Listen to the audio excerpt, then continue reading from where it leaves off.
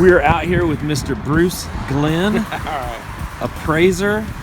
Does a lot of stuff, but today he's an appraiser. That's right. And we're going to try to learn how to, from an investment standpoint, how to be able to really calculate after repair value. That's really what people are most interested in trying to do. Sure. Obviously, comps is a big part of that, and which we can't really talk about today, unless maybe later. I mean, I can add it to the video a little bit later. Exactly. Yeah. But today, we're going to walk through this house. It's a little loud out here, but we're going to walk through this house over here in the Huffman area. Yeah, basically. Ish. Yeah, right, close. And I just want you to kind of tell us. Yeah. Do you just do your job and kind of talk through it as you do it? Yeah, because basically this is really probably the easiest part. This is actually a physical inspection, you know. Mm-hmm. So I come out here, and the main things I'm looking for, I've got to measure the house. I got to do all the measurements, so I'm going to get the exact square footage, and that's both upstairs, and this is a split foyer, so we're going to have some finished basement area. I'll have to measure that. And then it's just taking notes. You know, I take notes of all the construction materials, how, you know, what's been updated and all that. So, and that's all I do, you know, on this trip. So, Gotcha. Yeah. So, yeah, I'm going to start just with measuring, because that's the first thing I do is I'll measure all the way around the house. We're going to watch you measure it. And I'm going to ask you some questions as you do that, if you don't mind. Sure. So when you measure square foot, I asked you this on the pod. By the way, Bruce is on our podcast. It's going to be, that episode's going to be released in March. When you measure, you're actually measuring from the outside. Exactly. Not from the inside. Like, because when I go to measure square footage, I think you got to measure each room and then add them together. No. So actual square footage that appraisers use is done totally how? From the outside. Totally from the outside square footage, yeah. And now, for single-family homes like this, now there are differences. If you do a condo, those are interior measurements. I have to measure, but for 98% of the stuff, single families or townhomes, that's an exterior measurement. Mm-hmm. And so what you do sometimes, like here it's easy, I'm going to go all the way around it and measure, but you know, you get some of these newer story and a halves where I can't get outside on the second floor. I'll measure on the inside and add 6-9 inches, depending on whatever material is there, you know, to get an exterior measurement. But it is exterior measurement. Yeah. Interesting. Mm-hmm. I never would have known that. Yeah. Now I do something too.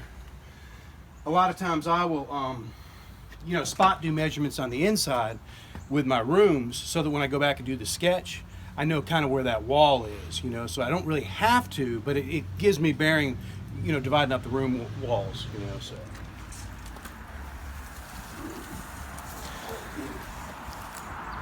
So it looks to me like with something like this that's sticking out, it looks to me like that's going to be, the upstairs is going to be a little bit different of square footage than what the downstairs is going to be. Exactly. Mm-hmm. And the other thing, and we kind of talked about this in the podcast because it's a split floor like what you had to deal with. Everything down here is below grade. Now, a lot of times people will say... Define that. Yeah, exactly. If any part of this area is below grade, like right here is below grade. Now, it might be in the back, you can walk right out and it's not below grade. Mm-hmm. But if there's any part on that house, then the whole basement is considered. So what does that mean then? So it's divided up. You get credit. See, people say, oh, I didn't get any credit for my basement. Well, you do. It's just in a different area of the appraisal. So this will be the gross living area, everything above grade. Which is upstairs. Which is all this upstairs. Great. And that'll include all the bedrooms, baths that I sketch out. And then this is going to have some finished area in the basement and then one-car basement garage. So, but I have to measure down there. And you get credit for it. It's just in a different area. Yeah. You know, so. And not as much credit. Not as much, exactly. Yeah. Gotcha. Yeah. Mm-hmm. So even though, so I hope you guys paid attention there, even though it's a finished basement, right, you're not getting the full credit like it was the upstairs just because it's below grade. Exactly, yeah. If you had, say this was 1,000 square feet and 1,000 square feet, and then you were comparing it to a 2,000 square foot one story with no basement, that 2,000 square foot is going to be worth more. The square footage is worth more for 2,000 Gotcha. square feet. That makes a lot of sense now.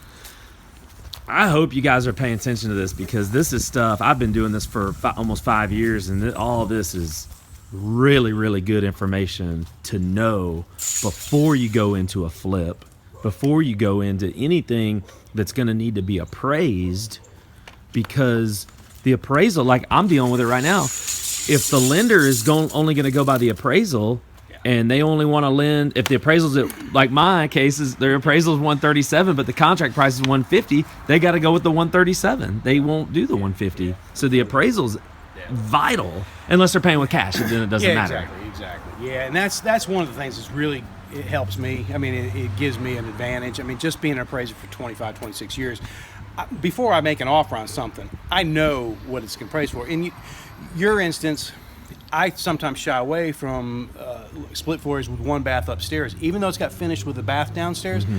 Some appraisers, it's all subjective. It doesn't, what I might come up with, and you saw the difference in two appraisals, might not be what somebody else comes up with. So I kind of go more with, I know that there's going to be no question with the appraisal, and I never have a question with the appraisal, Right. So, or if I bought something like that, I'd be thinking on the very low end, what would be my worst case if an appraisal came in? Gotcha. Yeah.